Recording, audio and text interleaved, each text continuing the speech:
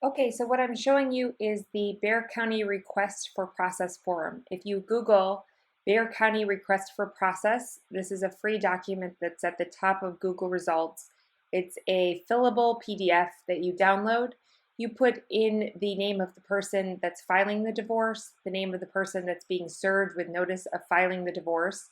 You click citation because they're going to be receiving notice of the divorce via process server.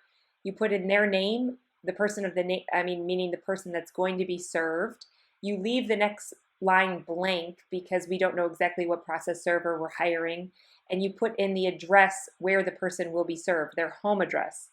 After you put in their home address, you're going to want to put in or wherever they may be served or wherever they may be found. If you don't add that line, the citation will be invalid legally if the person happens to be served somewhere other than the address that is listed there. So that extra or where they may be found helps the how broad this document can work.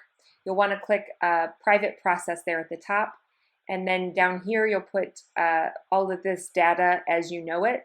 And you'll want to make sure to list the name of the document that is being served and click either of these boxes as applicable. That is how fast the request for process document can be done.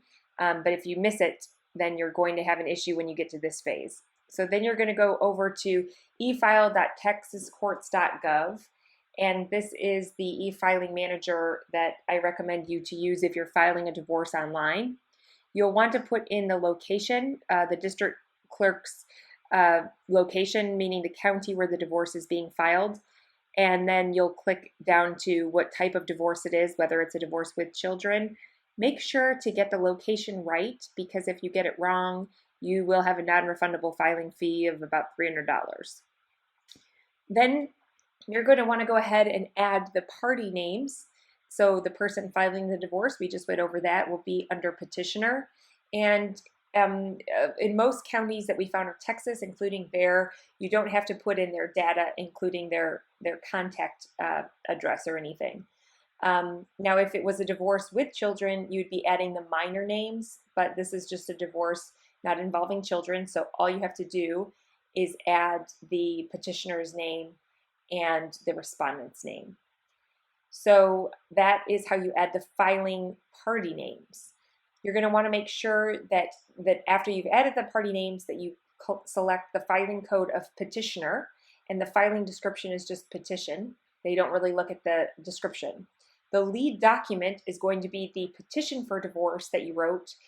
This video is not going to go over how to write a petition for divorce, but the things that you need to know for purposes of e-filing the petition are that it has to be a PDF and it has to be signed by the petitioner or the petitioner's attorney, and signing can mean just typing /s/attorney name typed in on the signature line. So it does make it a little easier to have it signed that way.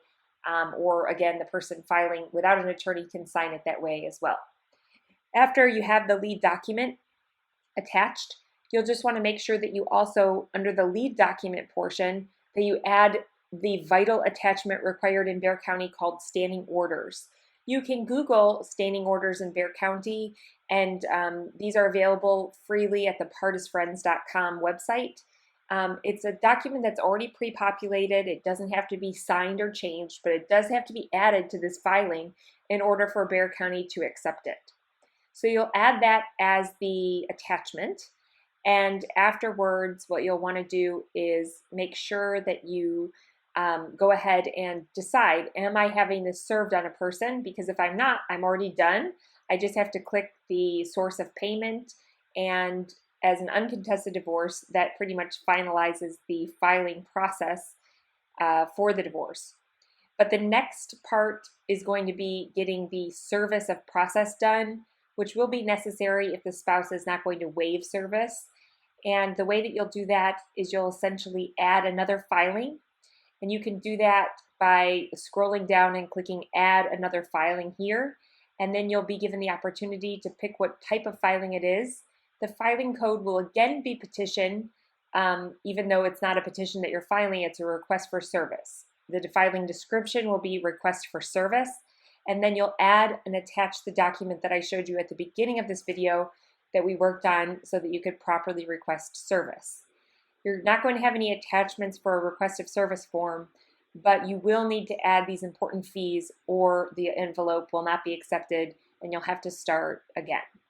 So what you're going to want to do is add the optional services of a citation. You're going to scroll down, there's going to be a lot of choices, but you're just going to pick issue citation. It'll be $8, and then you're going to need to pay for the copies involved with having a citation issued. So you'll go down to copies, service, and that'll be 50 cents per page. So you'll want to make sure to count the number of pages of the petition and the number of pages of the standing order, because both of those are the comprehensive documents that you're having a citation done for. In this case, that's 9 pages altogether. The number of pages of the standing order are 6 pages, and the number of pages of the petition are 3. So I come back down and I put 9 in the quantity. And that will make the cost come up to $4.50, I believe. And now I have added all of the necessary things needed to properly file this envelope. And I'm not filing it right now because this was just created for an example of what is involved with e-filing a divorce at efile.texas.gov, which is the filing manager I recommend you to use. I hope this helps you know the ins and outs of filing a divorce. This example will work specifically in Bexar County of Texas, but also is a good example of how many counties throughout Texas are accepting presently during COVID-19, and even prior to that, divorces filed online.